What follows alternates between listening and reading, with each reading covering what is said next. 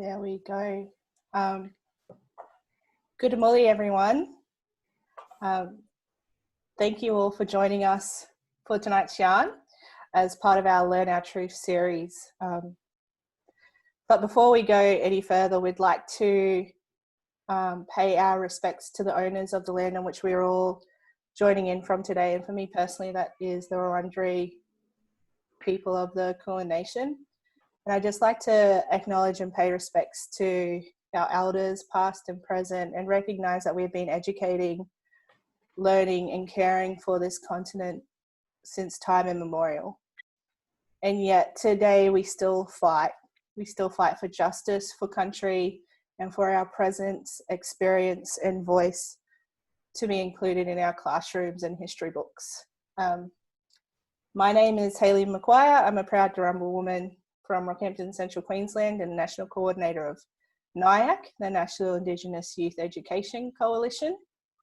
And co-moderating with me is Renee Songoro, an amazing educator, Saibai woman from Zanafketh, and co-founder and project lead with NIAC as well. And we're a coalition of young mob fighting for our Indigenous rights to education, which include calling for an Aboriginal and Torres Strait Islander education system of our own design, governed by our own nations and mob. We're holding this event in line with the public screenings of In My Blood It Runs, which is now available on ABC iView, and in solidarity with the Stop Aboriginal Deaths in Custody movement and Blak Lives Matter movement. The 1991 Royal Commission into Aboriginal Deaths in Custody recommended that curricula of all levels include Aboriginal and Torres Strait Islander history, and for all teacher training courses to include Aboriginal history education. And for us as an education movement, we know that we can't just look at the education system in a silo. It intersects across systems, and it's not enough to stay in your lane or solely focus on the classroom when we see the over-incarceration of our young people in the juvenile so-called justice system, or when our mob are dying in custody. We need all of us to be working towards liberation and justice for us all. And so we're really thankful for this conversation tonight. But before we introduce all of our speakers, we'd like to listen to Latoya Rule and their family's campaign. So Latoya Rule grew up on Kaurna country in South Australia. Their families descend from Wiradjuri in New South Wales and Ngati Peru in Aotearoa, New Zealand, and they are the sibling of Wayne Fella Morrison. So I'd like to hand it over to you. Hi everyone, thank you for having me. Thanks Hayley, Ren, and everybody else for being here as well. I'm going to try to look at the camera, but it's hard to do because I've got some notes. As Hayley said, I'm Latoya. I'm still on Kaurna land, have been here for the last almost 28 years. Pretty old. I don't know if I'd classify myself as youth anymore, but we're getting there. Bo's laughing because war is like, a youth org, but we're all much older now, I think. So anyway, thank you for having me. So alongside the campaign for my brother, Wayne Fella Morrison, which I'll get to in a minute, I, in the last 4 years, have finished my honours degree in social work and social planning, and I looked at the death in custody of Miss Dew, and I guess discourse surrounding her death and constructions by the state, and how I guess discourse educates us in wider society about why Aboriginal deaths in custody happen, what we're doing about them, and also the way the coroner's system constructs who we are and our identities and our lives at the time of our deaths, and they get that power over us in a lot of ways. So one thing post my thesis that I've been able to do is teach at 2 universities here in SA, and I've been teaching on colonialism, race studies, history, more so cultural competency, and I hate that term because how can we educate people to be culturally competent? We have to create black spaces that are safe, really. But I'm just, really grateful for this yarn because it's so timely, I guess, to my experiences in the classroom, particularly with first years, and just realizing how much they don't know, how much they haven't been exposed to. When I do my lectures on deaths in custody, around my brother, around the Royal Commission, around some of the history of activism to get us to this point, particularly with the Blak Lives Matter movement where we are right now, even to this space of having this discussion, just so much is unknown and unrecognised. And so, yeah, I would love to share this convo, I think, once it's recorded with classes, and I think that other people should do the same thing if you are an educator in this space today. So my brother Wayne was a 29-year-old artist, fisherman and father. He was on remand for 6 days in Yatala prison.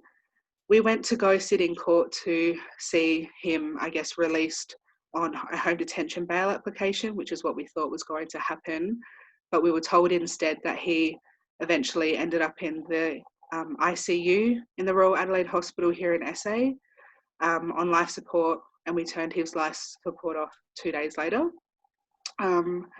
Essentially, some of you might have seen some of the footage on The Guardian that was posted, but Wayne was restrained by cuffs around his wrists and his ankles, with a spit hood around his neck and his face, carried face down into the back of a prison van on his stomach, and he was pulled out less than 3 minutes later, blue and unresponsive.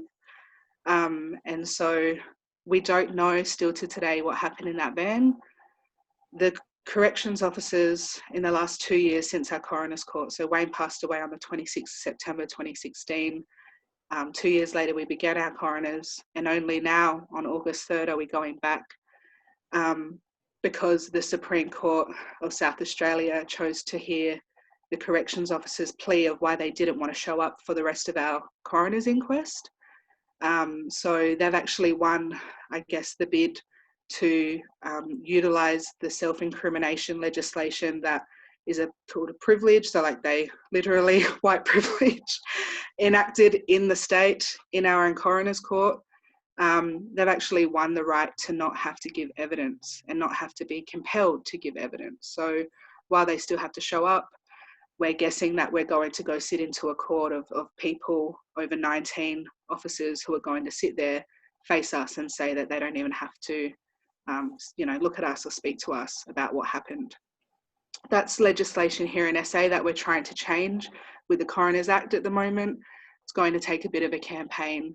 And some of the other campaign issues that we're fighting for is obviously the banning of spit hoods in all places of incarceration.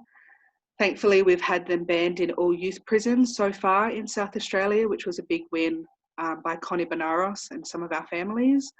But we're trying to get that happening in adult prisons as well.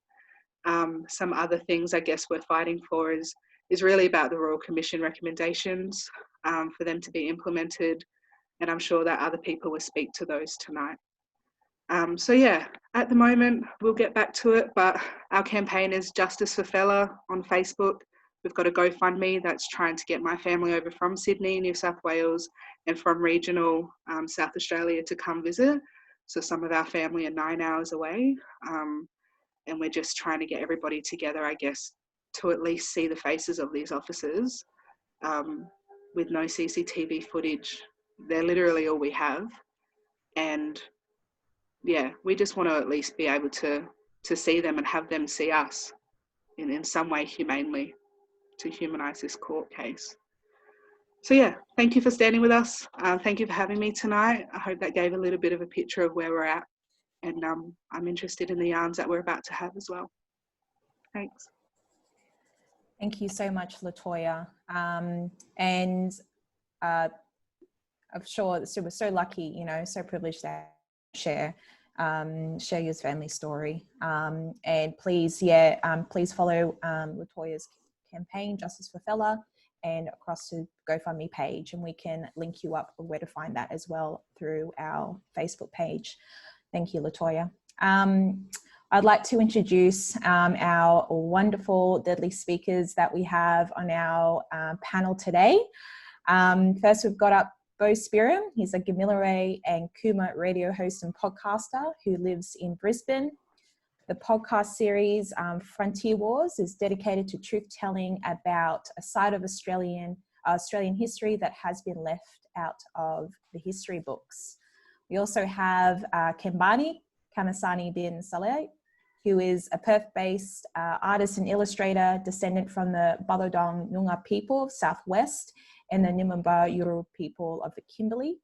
He believes in the importance of cultural preservation and expression, whilst also challenging the notion of culture being trapped in the past. His artwork reflects an appreciation of the natural world emerging from both a cultural and biological fascination, often stylistically monologizing ancient stories, as well as attempting to recontextualize Eurocentric works from an Indigenous perspective. We also have Aretha Brown, a strong Gubinga woman who describes herself as a painter, decolonizer, and dreamboat. In 2017, Aretha Brown delivered an impassioned speech on the Invasion Day rally in Melbourne, fighting to make Indigenous history education mainstream. Her delivery and ideas led to her being elected as Prime Minister of the National Indigenous Youth Parliament, the youngest ever person and first woman to hold this position. She's committed to creating pathways to champion young mob, and she's actually quite an accomplished artist who has shown works at the National Gallery of Victoria and has just had an exhibition in the Drawing the Line exhibition curated by Kate Just. Aretha is currently studying painting at the Victorian College of Arts. And finally, we have Patrick. Patrick Mercer is a Wurrung man from Ballarat, Victoria, soon to complete a Bachelor of Arts at the University of Melbourne, with focuses on Indigenous studies and ancient history. Patrick spent his teen years, living in rural central west New South Wales before attending boarding school in Sydney, giving him an insight into the Catholic and private schooling systems in both regional and metro communities. Patrick lives with chronic illness and is interested in making a fairer, more inclusive support system for students in Australia, along with privileging Indigenous perspectives in our education system and fostering that more honest and reflective discussion about Australia's history.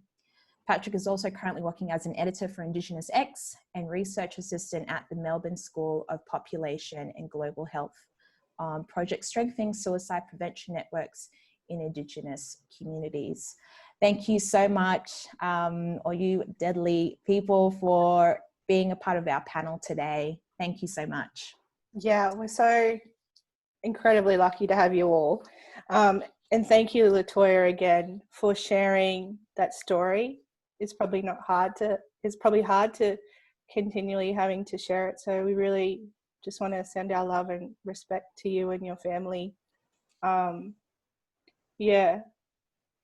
So I guess bringing it back into the context of this conversation, we've just seen huge global movements for the Blak Lives Matter protests. And that's really, I guess, elevated again our existing and long-term calls to stop Aboriginal deaths in custody. And, when that commission did bring out their report, they did see, that there are underlying issues that contribute to the issue of deaths in custody. One of them being our education system and people not recognising what is actually the truth of this country. Though you've been active in leading protests in Meanjin and so-called Brisbane for so many years now, on that exact issue of stopping Black deaths in custody, from your perspective and as someone who's trying to share the history about frontier wars through your podcast, why is this important? And why do you think this is so important for social justice? Yama, everybody. It's important. History is important because it gives us a context of relationship and how people have been treated throughout history. And history in Australia for the last 250 years has been a history of, well, I guess, to put it plainly, the oppressor and the oppressed.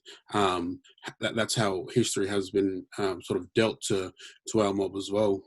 So I think, and that's sort of one of the reasons why, I really wanted to do the podcast, not just to sort of focus, and I make it pretty clear in my podcast as well, that I'm not focusing on massacres.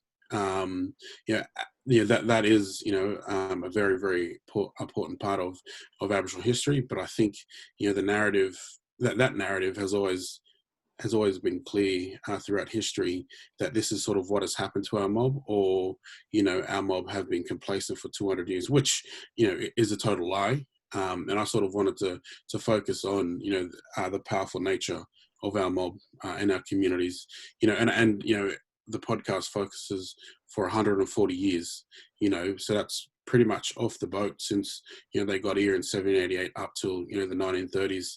And you look at sort of I guess contemporary Australia, on the frontier, I guess you could say, and how they still, the language that they used, one of the sort of latest sort of episodes I did, I focus on an Aboriginal leader who's a younger man from NT, and he's speared and killed, a police officer who handcuffed Aboriginal women for 2 days, and was saying, we're looking for people, and this one uncle's wife was captured, and was handcuffed. And from 40 yards, 50 meters away, he speared and killed this man. And then the reports after that back to Canberra pretty much was saying, hey, we need to go and teach these blacks a lesson. This is for some of us, in the living memory of some of our grandparents, my grandfather, who's passed away now, but he was born in the late 1800s, early 1900s. So this was in his living memory that these things were being played out and being discussed. The words was the punitive expedition. To Aboriginal communities to teach the blacks a lesson. So this is sort of how Aboriginal people have been sort of seen throughout the first 140 years. I think it's very important, that they were still planning, to go and massacre mob. And you just look, Coniston was only a few years earlier to that, one of the, last massacres that they carried out on Warlpiri people as well. So history is a very, very important part, and what history does, for the most part, as it's told and how it's told, is by the victors. So that's why it's important, for us as blackfellas or as Indigenous peoples in different parts of the world to sort of tell the stories our way, and the way that I do it is via podcast, so sort of stripping, this colonial sort of perspective on telling our history in books, and sort of ripping that out of those pages and, putting it in oral form, to where our people can sort of understand, but then also, learn about our history in their own sort of time as well, with whatever they're doing and how they do sort of, and how they carry out their daily lives as well. So I think, it's one way of it's important in terms of telling this history, and telling it our way as well. So, coming. Oh, sorry. Thanks. What was on mute?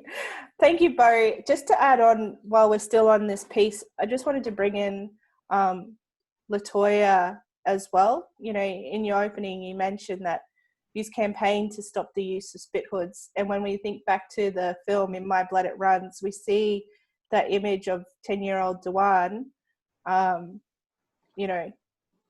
watching the use of a spit hood in the NT in Dondale.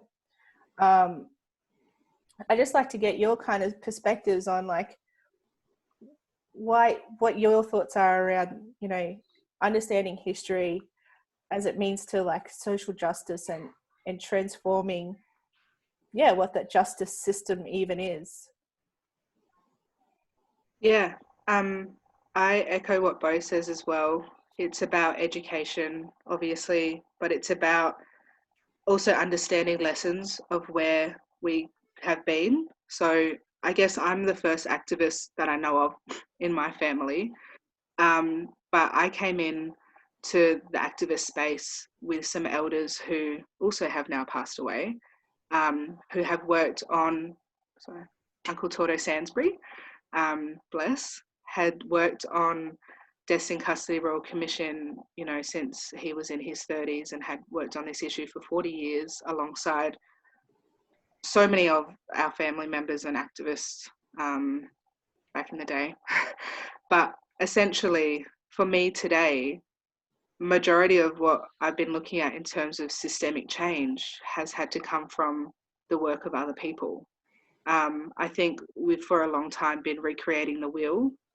A lot of that is important to do the work again and again, to really drum it into people, because clearly education is not just, it doesn't also just happen in a silo. It's not that you educate somebody and they're educated and you go off and then there's somebody else who comes through. Like, I've realized that that's just, these are communication, these are community engagements. Like, even with Bo and I, my own activist history, Bo knows, and I'll always tell the story that I was very far from where I am now today. And Bo was somebody who gave kind of air to a lot of young people and continues to give air to young people in really gentle kindness, I think, in educating and meeting people where they're at. But systemically, to know the history of that, I think, is to create new possibilities for where we might be able to go. And also just analysing maybe some of the things that didn't work too well as well. I think being in Australia, we're in a really unique position with the Blak Lives Matter movement now.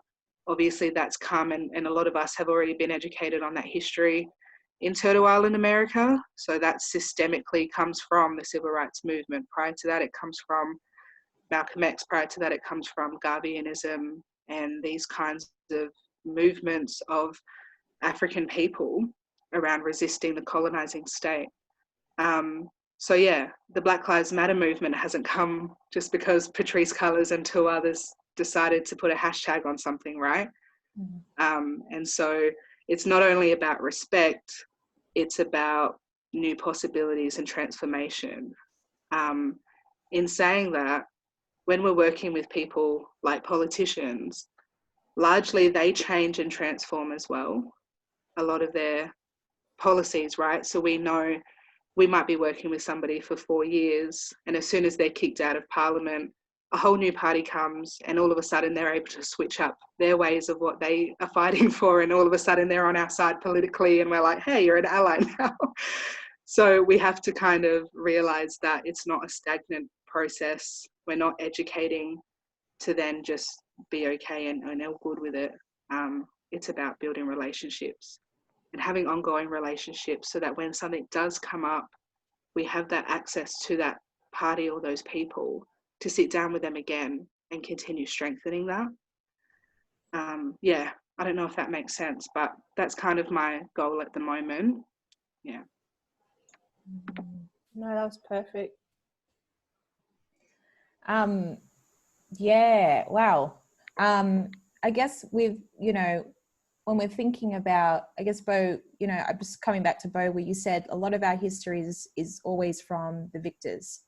And I guess that kind of resonates with, I guess, you know, our national curriculum in terms of history teaching, in terms of the national curriculum and, you know, how that has been, I guess, structured and how it has actually been written. The content that's within that curriculum that is delivered to all of our young people here in Australia, both First Nations and non-First Nations, is we see that there is an active silencing. I mean, I'm a science teacher by trade. I'm not a history teacher, but, you know, a lot of what we deliver is based on the curriculum. And with the Australian curriculum, I'm yet to see explicitly the teaching of frontier wars. Mm-hmm. And it's very, and if not, it's a very basic, very stripped down, not deep dwelling type of, you know, knowledge teaching.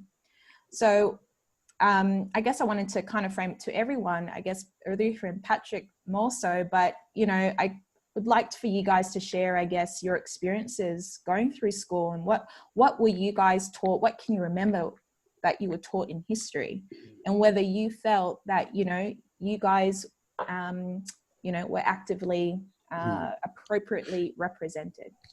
Can I just sort of say something real quickly? Just on that as well, like I've been very fortunate enough through the podcast to speak with different non-Aboriginal, non-Indigenous historians. And back in, I think it was the 90s or the 80s, there was this thing called the history wars, where it was pretty much one group of historians against another group of, and for the most part, white historians fighting each other to start talking about and adding, conservative historians were denying the fact that there was resistance or there was massacres, in Australia, and that's why, and I'm sure everybody can sort of relate to this, that in high school or in primary school, we learned that Captain Cook, founded this country and it was settled very peacefully, and that's it, and we're talking about history wars that happened, either 20 to 30 years ago, in the lifetimes of some of us who are old enough, but yeah, Nelly, out of the 10 episodes I have, half of those episodes with those historians have spoken about them being involved in these history wars and how it was an important journey for them, to start talking about this as well. Yeah. I guess, yeah. And coming back to that, I guess it is, that battle of, well, what history is taught in that case, and what, the curriculum is still prioritizing that white history, and that white narrative, and that whitewashing. But yeah, I guess this leads on, to sharing, I guess, all your experiences going through high school and primary school when you guys were taught about history, and what history was that. So I might start with Aretha, sis, if you want to kick us off. Thank you everyone for speaking as well, and thank you, Latoya, for your story. But yeah, I suppose so I'm years old. I finished high school 2 years ago, and so I'm still, remember the curriculum mostly, but I just know for a fact that it just wasn't enough. I remember walking into my history class in year 10, and I got my textbook, and it was the first was obviously, about mob. And then the next, 400 pages was white history. And I know, because I weren't teaching Black history at school, I would have to go home and I'd talk to my elders about it, and I'd talk to my family who were telling me, information. And so I had to independently learn it outside of school, only to then bring it in. And there would always be this kind of conflict with teachers and other students who wouldn't actually believe what I was saying to be true, because it wasn't taught at school, which is ridiculous. And I think what happens as they became more empowered, and more fascinated and more angry as well. Like I was already a pretty angsty teenager, became and more angry. I was just so angry, and as I became more outspoken at school, I also became more of it, I think.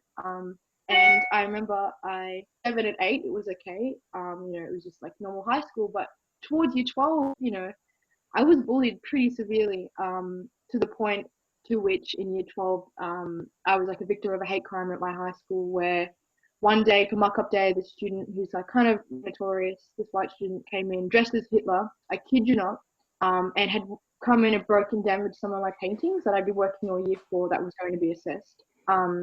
And keep in mind, this is an inner city lefty Melbourne school as well. Like, this isn't like, some, country town where it'd be more like, cliche, I suppose. It was city Melbourne. And looking back on it, in retrospect, 2 years out of high school, I understand now that because we weren't teaching Aboriginal history, it literally created environments that nurtured and proliferated racism. In fact, I know that to be true. And high school's hard enough. I think as a young woman, it's hard.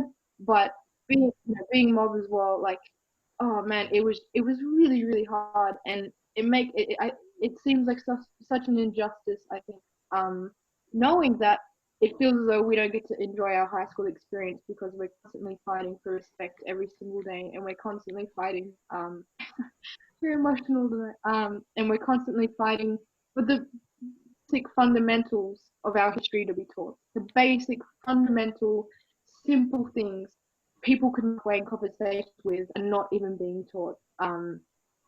And so I know for a fact that because we're not teaching it, I was blind, and it created these environments that were so horrible, so bad. And yeah, I know that to be true, and I know, you know, a deep injustice, obviously. Yeah. Yeah, thanks.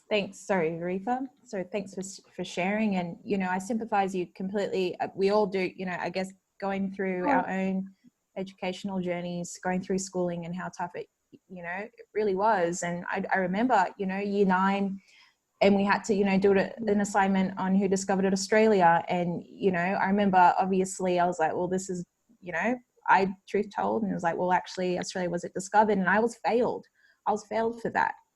And likewise, if, you know, I'm a teacher, I know I feel like my students, my First Nations students, because in history, they're learning about slavery, yet it's very much focused on slavery that's happening, you know, across the globe, without slavery that's happened here, you know? And it's just like, well, that was the other thing as well. Oh my God, sorry. No, you go. But yeah, that was the other thing, like in year 12 as well.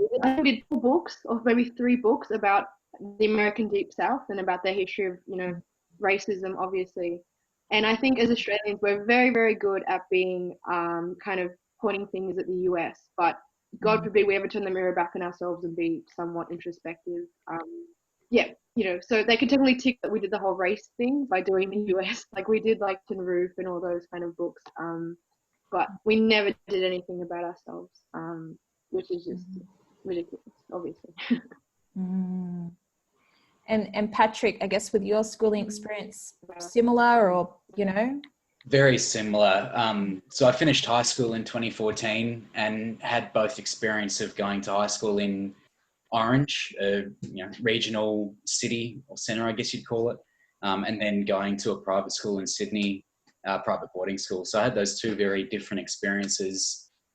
My experience of history teaching in Orange was very subpar.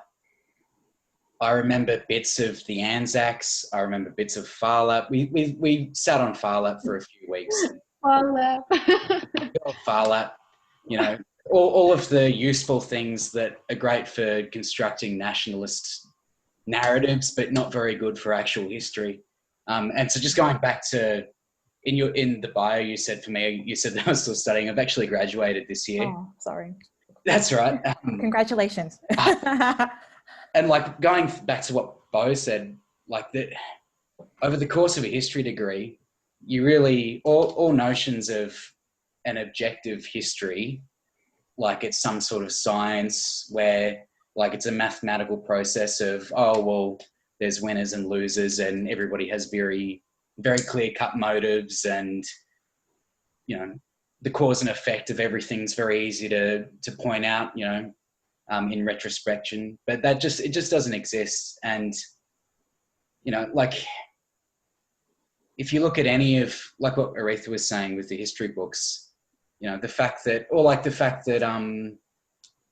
you know, any of the historians that have, like Matt and Clark and whoever, who have written the really big anthologies of Australian history, Blaney, all of those types, they spend as much time as they can possibly get away with, as little time as they possibly can get away with, talking about Australian prehistory,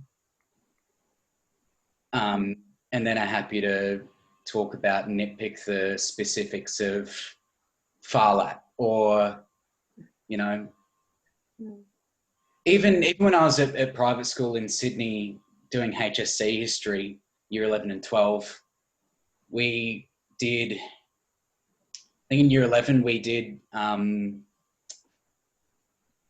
think we did the American Civil War, and so I spent a long time talking about slavery and systematic racism and the, you know, the sort of the reasonings for the Civil War. And then in year 12 we did the Weimar Republic in Germany and Nazism, and it was very interesting how proud and noble the Australian view of Australian history is, and so ready to cast aspersions on every other society and culture. When, you know, a couple of weeks ago, let's not forget that our Prime Minister tried to tell us that there was no slavery that happened on this continent. And that's not even factoring in white indentured servants and the movement of Irish Catholics and stuff to Australia. Like, it's just, it reminds me of that Briggs quote of like, Australia's history is so whitewashed that you even whitewash out the Dutch. Like, it's just very kind of pathetic. I think just to touch on that point as well. When I was talking about, like, yes, I remember in year 10, I walked into my history class and I had like the big book textbook. I get the first 200 pages, first 2 pages and the rest is white history. I also, like, I always think about the fact that people, it's almost like, you know, white Australia like to assume that like Captain Cook was like a time lord, you know, that he just brought time and light to this continent, because apparently there was just nothing before that, you know, like the continent started 230 years ago, which at the end of the day, 230 years is not a long time. You know, there's literally turtles in like the Galapagos Islands that live for like 200 years. It's nothing. 200 years is literally nothing in the scheme of things. And so even then, it's just, it's as though there was nothing before that. We get this tiny little bit at the end, and yeah. I think that, just to butt in, the fact that Australian historians, particularly archaeologists, this is really, you know, a dangerous and pressing thing, but historians in general, just think about the very complex trade networks, diplomatic networks, all of that sort of thing going on in the north of Australia, where we know that, you know, the Straits of Malacca and stuff were that was the global trade hub of the world. Like, it just is astonishing that, you know, we found, you know, coins from different parts of Asia, different bits of pottery and things in the north of Australia, but there's never been a really serious attempt that I've seen to try and contextualize, you know, because it's Aboriginal people, like, they can't have complex trade networks. Like, why would we even entertain that thought? The same with archaeology. Like, there's stuff that's being overlooked in Australian archaeology that can rewrite the whole narrative of human migration as we understand it. And yet we have, you know, like BHP and Rio Tinto blowing up these sites that are, you know, pretty crucial to how we understand humanity surviving through ice ages and stuff. Like, it's really astonishing how little of a priority, you know, pre-colonial history is in Australia, when it's globally some of the most important and, you know, untapped history that there is, you know, yet to discover. Thanks. Yeah. And I guess this kind of really goes into our next thing around like identity, and just how silencing of our history, what that means for the story we tell ourselves and who we are, and what Australia tries to tell themselves that they are, you know. And exactly, like, I just think about, you know, when Scott Morrison said there's no slavery, and I'm a South Sea Islander as well, as a Darumbal woman. It's like, I know that, you know, my grandparents would speak to my great-great-grandfather, who was taken from Vanuatu and brought here. So, like, what is it that you think this country is, you know? I think when we think about like learning and identity, it's not just within our learning institutions, but it's in, you know, and in the examples of the movements that have been happening around the country, it's in the spaces, the public spaces and the monuments that we erect to continue this narrative. And Cam, you know, you're an artist. You do incredible work all around Perth. What do you think these monuments and things and public spaces say about who we are and how we value our past? Oh, yeah. Hey guys, their name's Cam. So yeah, based here in Perth. yeah, apologies. You got a lot of thoughts going on, trying to funnel it in, and just learning from what you guys are saying recently as well, in regards to sort of education. I wasn't trying to butt in, just listen, but yeah, like from my education anyway, is I don't know, sort of came from a household where we sort of didn't prioritize sort of Indigenous culture, because it was like sort of living paycheck to paycheck, and I feel like that's a common story among a lot of our people, is that we are just trying to survive. We're stuck in survival mode, and understand that a lot of white families might have that as well. So there's no interest to look up our histories and stuff like that. We have motivation as Indigenous people to do it, but sometimes that's not our priority. And I understand. I'm coming from a point of privilege now where I'm able to have time because I'm an artist, and I'm able to, you know, navigate my time to allow myself to educate myself. But yeah, I understand that a lot of these people don't have the same access to resources that I have, and the same access to time. So definitely take that into consideration. So that's why I feel like it's important to introduce Indigenous histories and honest Australian histories, to tell the truth from an institutional point of view, to have that included in the school and in the curriculum, so that once students graduate or people graduate, they're not trying to find those things later in life. And it's a lot harder to incorporate that into your work and in your 9 to 5. So if it's at every level within the education, to sort of introduce them to the location that they're on, especially when they're sort of starting school. And then as students get older, they can begin to think a bit more critically about why Australia was given the history it has, or why it's only been told from that point of view. Because it's very, very important to be honest, and to teach students and teach society, I guess, like why did people lie? Why was there a false narrative, or why was there an exclusion to Indigenous histories? At least that way they can understand that they're a product of all the information they've taken in. It's a lot of thoughts, and that's one thing I've always thought of it, but I have never been able to put it into words until I saw a quote recently was saying that history doesn't exist in a vacuum, and it's a continuous line. And we're all here today as a product of where we come from and what we've learned. So it's important that we do make those changes for the future, but yeah, we need to make action and take changes now, because as long as you're saying we're going to make change for the future, people think that you're able to put it off, but we need to do that shit now. And that's something I try to do in my public art space, is show a celebration of our people, not just a struggle, because a lot of people, that's especially in light of the Blak Lives Matter movement, they associate Indigenous people with struggle, and it always is like we are complaining, but there's a lot to celebrate. So I try to show that we can celebrate and thrive in places, especially here in Perth.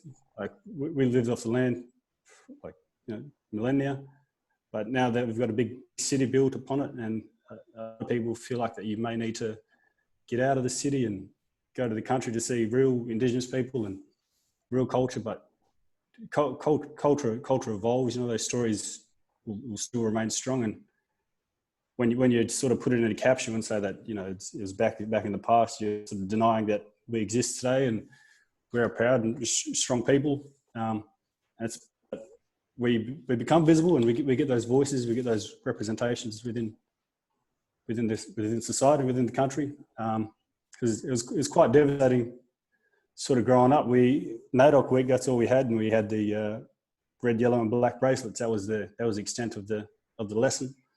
We'd have some of the aunties come in and make damper and that, but you know, it was good to get kids exposed to that at a young age, but it was quite damaging as well. Like, especially for me, and my understanding of what it meant to be an Indigenous person is that I assumed that, you know, everybody in Australia was called a Noongar for a while when I was growing up, and I was like, Noongars from over east, but yeah, we never really got to appreciate and understand and incorporate that into the education system early. So that's why I try to put it as in much people's faces as possible with my public art. I understand art galleries are a great institution and there's sort of money there, but a lot of the folk walk in the streets and they don't have time to walk in the gallery and may not be so receptive. So with my artwork, I tried to do like a stop, look and listen approach. So I'll do something bright. Even the same thing with my Instagram or whatever I put on Facebook. It's like stop. You know, people are like, oh, what's that? That's cool. Just to look. And I have like a few interactive works, try to mix with medias and that. They try to look, and sometimes I hide particular imagery in my artwork, so they have time to look and try to find those things. And sometimes there'd be a narrative about our culture or a resilience. And then stop, look and listen. The next part will be like, was never really a vocal person. I always just do artwork. But now I feel like you're allowed to change, and I feel like I'm changing now to be a bit more vocal. I'd always used to be try cryptic with my captions, but now I don't got time for people to try to figure it out. If they don't have time, people just scroll through Instagram real quick. So I try just break it up into subheadings. This is the message of it, and then if people are willing to stop, look, and listen, they can read captions. And if I don't have the words to say, I'll admit it, and then I'll pass it off to someone that can, which is quite nice that we're all talking now. It's like if any of my friends are watching on Facebook or found your way here through Instagram, like follow these guys as well. Their voices, and I don't want to create like a sort of monoculture thing in that your only interaction with Indigenous culture is Noongar culture. It's the expanse of this whole country as well. So I just try to make these statements through public art, and it's quite accessible. And I don't want anyone to be sort of hindered by their sort of, I don't know, where they come, their class or whatnot. So that's the importance of public art for me, I guess, to make it visible. Thank you. Yeah, I think that's so important, like especially for those metropolitan areas, to show that our mob is still there and that's still Aboriginal land, Yeah. And that it continues. Before we go on too, I just want to hand it over to like the whole panel, but especially Aretha too, as an artist. And when we look at the public spaces and public parks, and we've got different kinds of monuments that you rarely see something that speaks about Aboriginal history or how important is it that that we really critically look at the spaces that we occupy on our lands? I think the thing that I always think about, because I do also do some public works that I take up as much space as possible, like they want to make sure it's quite like I'm here and it's a bold work and it's big and you kind of can't help but look at it. I think about my grandma, she was stolen Gen, and she worked for a very long time in this household in Bondi, working for the family, and she tells me that for her whole life she's had to be quite very quiet and quite meek, and really big, really spatially aware as an Aboriginal woman of space and whose spaces you're occupying. And that's very honest. If you ever meet my nan, she's like this little, she's my favorite person in the world. But I always think about that when I'm in public works. I'm like, you know what? Screw it. I'm gonna take up as much space, be as loud as possible. Historically, I've never had, and kind of how I think about it. And with those monuments, I just think, and this is quite I suppose, controversial opinion, and obviously you mob can disagree with me, but with the sculptures that are, the sculptures that are up in public, I don't think they should necessarily be like destroyed, because I think they exist as important timestamps.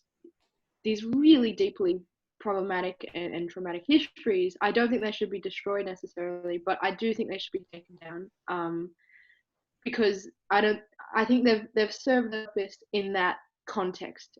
I think they've really, they've had their moment, but I don't think they should be destroyed, because we need to understand these legacies, I think. And so that's kind of my opinion on the sculptures.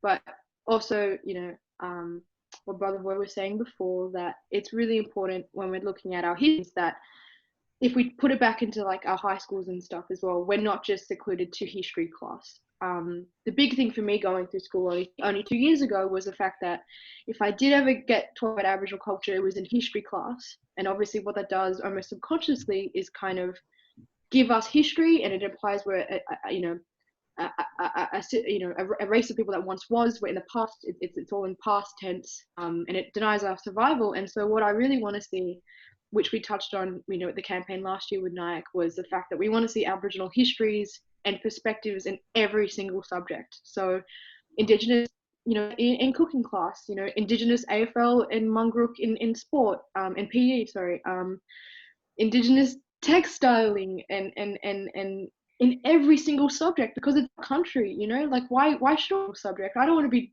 delegated just history, and locked away in that. And so yeah, the things we kind of spoke about was like, every single subject. Number 2, we wanted it to be local histories, because obviously we take up an entire continent, and the biggest myth that we always kind of face from our followers is that we're all one culture, there's one tribe, we speak one language, which we all know couldn't be further from the truth. So it's making sure that we are really prioritizing local histories of which way, wherever you are. And then, sorry, I've made my notes here, but also just like the thing that we spoke about the campaign was sure that teachers were culturally trained, which it was very much this thing. The biggest counter argument I've come across in this whole debate is people being like, actually, I did learn Aboriginal history in school. So, and you're like, well, that's brilliant, but what that tells us is you're very much the minority in this case. Like, it really does come down to the individual discretion of each teacher. So if you had a teacher that taught you Aboriginal history previously or today, that's incredible, and I think we're all very happy that's happening, but it's very much individual case, and that's not widespread. I think that's really important to acknowledge. And there's actually nothing in our Australian curriculum, or at least what I've seen in the Victorian state curriculum, that actually enforces the school it comes down to the individual discretion of a teacher to put it into practice. So as a student kind of wanting these things, I knew that, and teachers were still like, yeah, look, it's out of my control. Can't really do anything about it. Sorry. And I just can't help but feel, well, even going through university now, feeling somewhat kind of, I don't know what the word is, just kind of frustrated, because I feel like my voice isn't really heard as a young teenager. Yeah, so that's my point. Yeah, well, we're listening to you. But I think you're so right. And, it actually speaks to exactly what you're saying, Aretha, is like, I was born when these recommendations from the commission came out, and I had that same experience of being taught that Captain Cook discovered Australia when I was in grade 4, and never getting a mention of who my mob were or where we were from or how did we fit into this like Australian story. When you grow up and your mob are telling you like, this is your land, this is where you're from, and then you get that other narrative placed on you, then what am I doing here, like what is going on? I think that's spot on. Oh no, you go. Oh, sorry. The thing that I always found as well, it's like, as mob, we talk about things that are so incredibly significant to our lives, such as our grandparents and our elders, and policies and laws that have restricted our freedoms as a people. Yet a lot of I go to school at university now, don't even know about these parts, and it's like it almost seems I'm almost in a weird way, and kind of not resentful, but I'm almost kind of mad, I think, that people haven't had to know this when it's affected my life and my mob's life so much. Like, why don't you have to know this? That's kind of always been upsetting for me, I think, as well. Yeah, I think it's true, like, that, like we've been saying this whole time, history didn't exist in a vacuum, and it didn't happen in parallel to Aboriginal. Like, Aboriginal people weren't just parked over here and just had this whole unique experience. It was a combination of relationships that have happened and influenced each other and shaped this continent and this government and this society as it is now. It starts with the relationships with our mob. And so we're coming to the end of our panel, but I'd like to end with the chance for everyone to speak again. And, you know, it comes back to the point that Patrick actually raised about our Prime Minister not knowing our history. And I think that's important, because when we think about our education system, we're preparing the next generation of police officers, of lawyers, of health professionals, of radio hosts. You know, everyone goes through school. And so we're actually educating that next Prime Minister, that next Scott Morrison. And what I just want to hand it out to think about the future. You know, what is it that you see and what you call for, of like what we can gain in this society if we are honest and if we are true about our past? I'll hand it over to Latoya first, and you can pass it on to whoever you want after.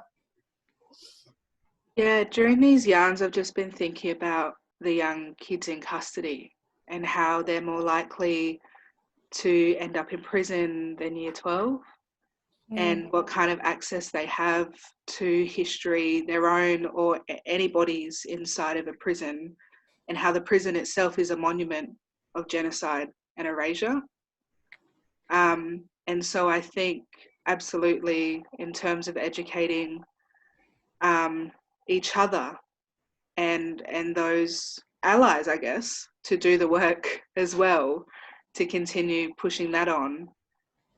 I think if the Prime Minister doesn't know Aboriginal history, then he's not going to enforce it in terms of understanding of why it's important for identity, why it's important for decarceration. You know, we don't stand to exist really in the future at all if the past isn't honoured in that way. And so, yeah, I don't know. That's all I'm thinking of right now. That's where my heart's at. It's really emotional, but there has to come a day, I think, where we need to look at decarceration, and this is a biased argument, but decarceration as a form of education, as a form. Abolition is kind of, and decolonisation needs to be at the forefront of education policy to me, because what it means about removing Aboriginal people from this space, that's everything that prisons and custody do. It's about Aboriginal sovereignty and making that invisible. And so, yeah, to me, prisons are the largest colonial monuments that need to, and the first that need to be torn down. So go outside right now and tear down a monument. Thank you.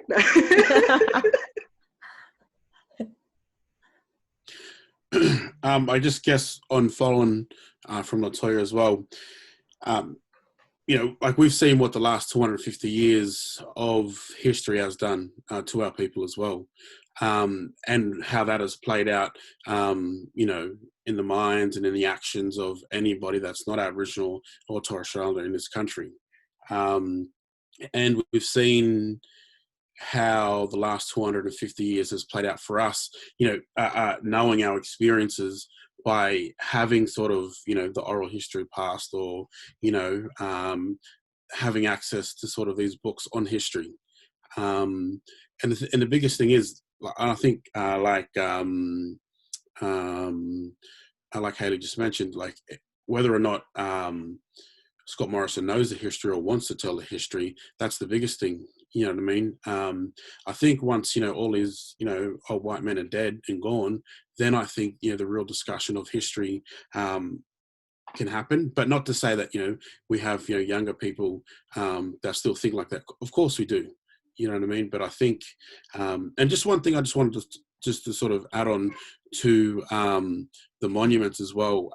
There's been lots of studies done, and a couple of weeks ago on our program we had historian and anthropologist who's an Aboriginal fella, Michael Ed, and we spoke about monuments and statues and all that, and he mentioned there's been actually quite a bit of studies on Confederate monuments done, and you look at when they were built, it was between the 1870s and the 1960s, in the Jim Crow era in the South, so these were put up as stark reminders of history, and the treatment that Black folks, in particular in the States, and I believe he was mentioning that, one of the last sort of monuments that was put up in Queensland would have been a town statue in Townsville.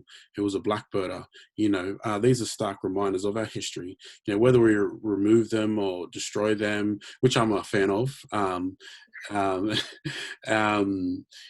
whether we put monuments next to them, to remind them. These things are always going to be around, because they're in our subconscious. One of the mad things that happens up here in Brisbane is every year before Invasion Day, the Aboriginal flag, it's painted on Boundary Street, without a doubt, every year. And if we're lucky, it happens 2 times a year when the paint fades, so, we have this sort of historical,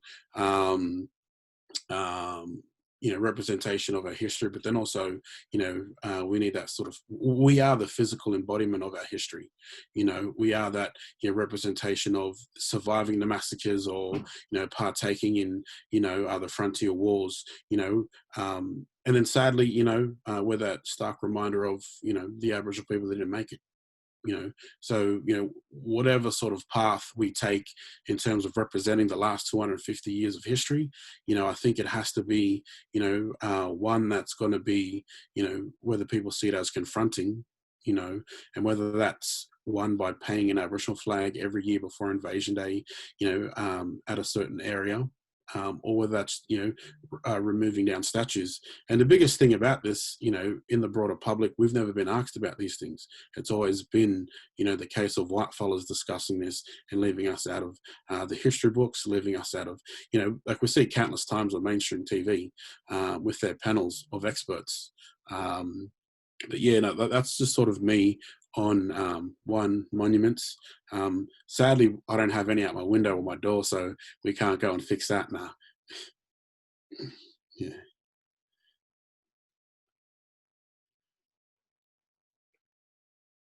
Anybody else going to jump in?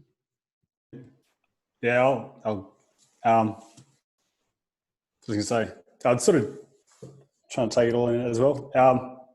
I'll touch on probably just the 3 things to finish me off.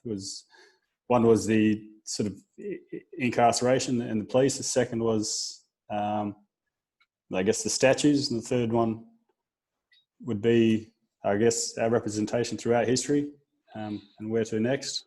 Mm-hmm. I guess the first one would like incarceration, and just the police presence in Australia. Like it is unnecessary, and the amount of funding that's going towards the police, it can definitely be channeled elsewhere. I think we've given the police and law enforcement too much of a responsibility and too much of a role within society that could easily be taken up by mental health workers, sort of drug counselling, family counselling, and if that just became a bit more, I don't know, spread out throughout the country, and I guess ingrained in people's minds that police aren't exactly necessary. Like, police are there to respond to crime, but they can understand that crime happens when people are poor and people are, I don't know, are oppressed. So, like, stepping in before those crimes happen, and putting the person first. I guess there is a motive, like incarceration, I guess, can create profit. I understand that's the way it works in America, that they're like private sort of prison systems, I guess.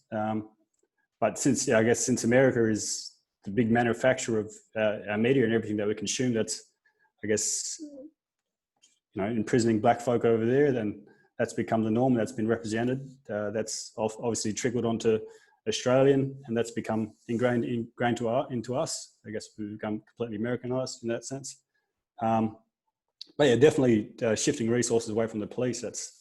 That's one thing. And I guess the statues was the next one. I think I'd love to see them destroyed, but they exist, and they're a part of Australia's Australia's history. So focusing on being honest, like we need to have honest descriptions of why they were there, what these people did, and why they felt the need to erect statues of these particular people. And I guess they can say, you know, to gain dominance over the Indigenous Australians over here, and then I don't know, just take ownership of the land and elevate themselves as a people. So like that's having honest plaques there and recording the genocides that have taken place, not trying to glorify it. And that's exactly what happened, and people need to be aware of that. And if they're going to have that in a public place, they're going to have those that honest descriptions there.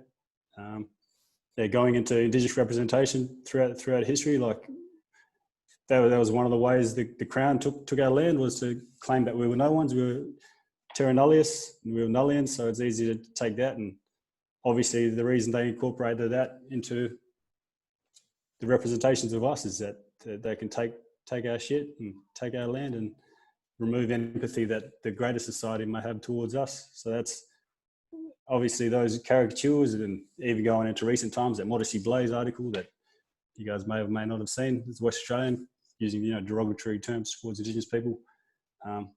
That's just, that's our culture. Like that's the Australian culture, is to obviously throughout history is to represent us as lesser people. So to remove any of the empathy, and obviously that may tie in with mining, and but that's conversations for later. But to understand why we've been represented in certain ways, that's important that we learn that.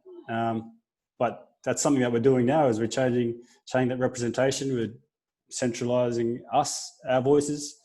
So I'm excited to see what happens for the future generations and future leaders, where we are represented as a powerful people. So that's important, that, you know, we given those platforms, and how we represent ourselves is going to be critical in the way Australia moves forward.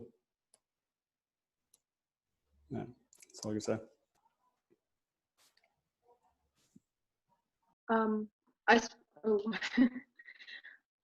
I suppose my final thing is probably how our history has to be taught, and people to understand us, you know, when it comes down to the fundamentals of. At the moment, I think for me, as mob, like as a you know, as a young artist as well, storytelling for me is so in this whole debate, or not even debate, this whole kind of movement, I suppose, because we haven't got institutions, and because we haven't got, you know, written histories on site at the moment, our stories and our ability to tell stories and how we tell them, and taking ownership of our own, is the ultimate counter to these institutions. It's what we've got to literally say, this is how it is, this is how it always is, and storytelling in any form is the ultimate kind of tool, I think, to kind of help proliferate this idea. If that's through painting, if that's through filmmaking, if that's through music, if that's through poetry, if that's through podcasts, if that's through what it is, telling our stories. And I think there is a great healing quality in doing that. And I think that's probably, you know, in my mind, what I'm finding the most productive. And then for white followers, you know, it's obviously running with these ideas. In my mind, and obviously, you know, everyone, you know, you can disagree with me, but for me, my job at the moment is to heal and to practice self-love through storytelling, and for white followers to actually pick up and run with this work that we're giving out, and to really just, you know, do the work. And I don't think that that's too much to ask for. I think that understanding and loving our culture and expressing it and being proud of it is enough. And yeah, that's what I want to see. But of course, one of the most poignant things said, that I forget who said it, I'm sorry, but just talking, you know, we often focus on the struggle of our mob, but to really, really emphasize the beauty and the humor and how beautiful of you know, is so important, because there is no because we are, and it seems like a shame that to come into this world that we're kind of saying you can if you want to listen. And there's a great shame if we don't teach it, because there's so much beauty in being Aboriginal, I think, and it's a shame that a lot of our country doesn't get to know it as of yet. And final thing, I suppose, is just it I don't know, it scares me a little bit going into talks regarding treaty and constitutional recognition, or which either without that whole kind of debate, without having adequate history taught in our high schools. I think it would be scary going into a referendum, for example, knowing that most of our country doesn't know the history that kind of helps explain some of these arguments and points and what we really want and what our communities really need and want and are asking for. I think teaching our history is the most important step so far, right now, sorry. And that's through our storytelling, and that is through white fellas living with that information that we give in stories. That for me seems like the most important thing. And also we're really deadly. So yeah, that's all I have to say. We're really deadly, and yeah, that's it. Yeah. So thank you as well for everyone for letting me speak, and you all are amazing. Yeah, thank you everyone for and thanks for having me on this panel as well. It's really great to be on such a deadly panel and to hear everyone's great stories and experiences, and it's really validating.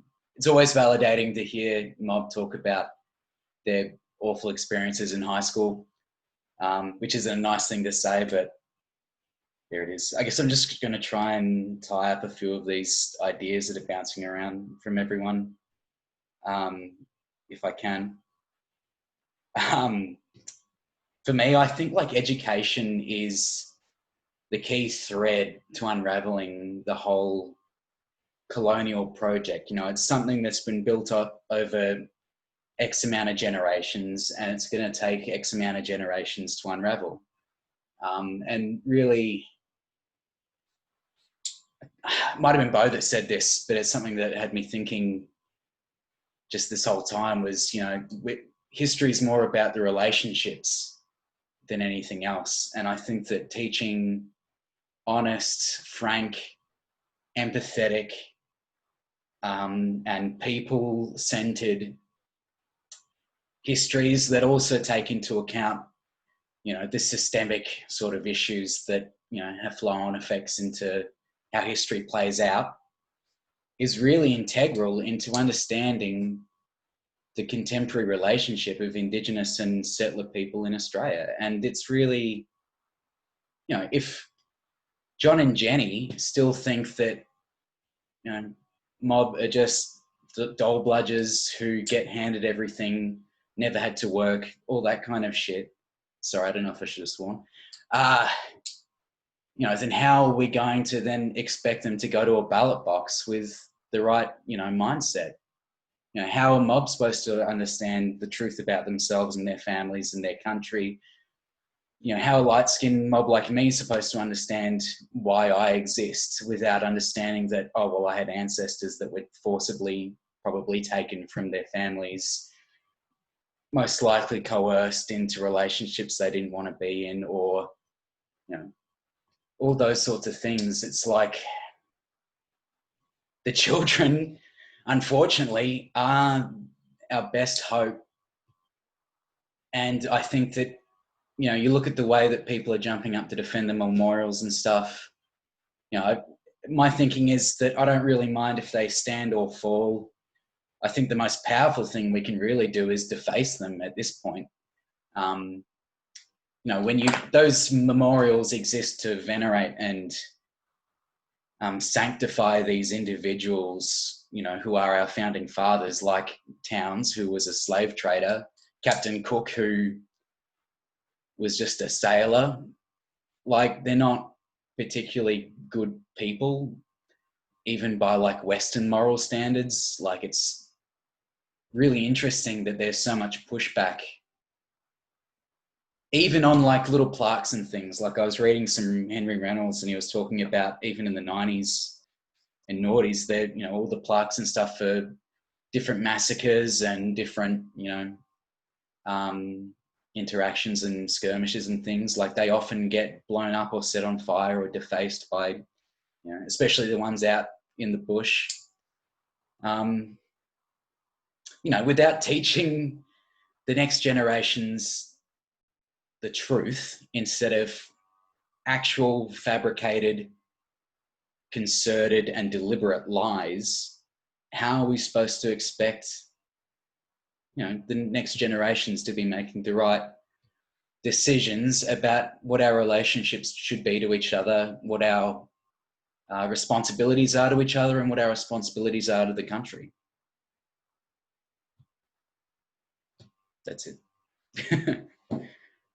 And also, abolish prisons. I think it's wild that Victoria is currently building more prisons. I think it's wild that, and also solidarity with brothers and sisters in the towers in North Melbourne too. It's wild. That's me. Ren, did you want to add final comments too? Yeah, look, I won't take too much time. I don't want to, I think you just blew me away with all your final words. Thanks. I think I just wanted to add on with that. I think within school, there's not much focus on emotional intelligence development and empathetic skills. And I just don't think a lot of our young people are taught about empathy, are taught about, what it means to actually, coming back to that relationships, how it feels to, how it feels for their First Nations, peer, going through schools and stuff. And I feel for, current First Nations kids going through schools at the moment, and that they can't be their authentic selves and just really want to just feel for their identities, and how well they're looked after, and making sure that their spirits aren't being looked after in our current schooling system. Yeah, that's all. Thanks. Thank you so much. Thanks. Totally. Well, thank you everyone for your time. And I guess if I could add my last 2 cents in, I completely agree with everything that everyone has said. And I just want to reiterate that, so much time we think about, like, if you teach our history, then you'll understand like our past. But teaching our history is actually about understanding our present, and it's about being informed to make the decisions on where you want to go in the future and what kind of society you want to create. And so in that line, my call for educators and for principals, when you see people marching and when you hear cases like Latoya and like Kuman J. Walker and like Tenure Day, you can't just sit on the sidelines. You play an active role in telling the story of what this nation is. And you have an active role and influence over our country's most vulnerable people, our children, who are our future. And so, yes, it's about showing up. Yes, it's about donating to our cause, but it's about living this every day of our lives. And, it doesn't just stop in the classroom. Like everyone said, it's about the spaces that we create. Our towns and our cities teach us, just like how our mob have been learning from country since time immemorial. That learning still happens. And so we need to be critical and aware of how we construct our spaces that we live in and that we share together if we want to make change. So I'd like to thank everyone who has joined us this evening. This will be recorded and added up later. I'd like to thank our partners, B and In My Blood It Runs, for supporting this event, and encourage everyone to go and watch In My Blood It Runs on ABC iView. And you'll see a lot of these themes talked about through the wisdom of a 10-year-old child. And that's another reminder to listen to young people and children understand it and they get it. You just need to listen to them. You know, at the coalition, this is all part of the Learn Our Truth campaign that we're launching with our partners to keep this conversation going. And yeah, we have a survey at the moment where we're asking young mob to tell us those experiences that we've discussed tonight, so that we can use that as a tool to engage schools, engage principals in this conversation to make change. So please stay along with us, listen and listen to people like Aretha and Patrick and Latoya and Bo and Cam and Ren, who are doing the work regularly. And we'll also link all the information to Justice for Fella, as well as other resources where you can learn more about stopping Aboriginal deaths in custody and where you can support more families. Because unfortunately, this isn't just in the case of Latoya. We have multiple families that are actively grieving right now, and they need our love and solidarity and support, both with our pockets and with where we show up. So thank you, everyone. Thank you for joining us. Goodbye. Thanks, everyone. See you. Thank you. Thank you. Bye. Yellow. See ya. Oh my God. See everyone.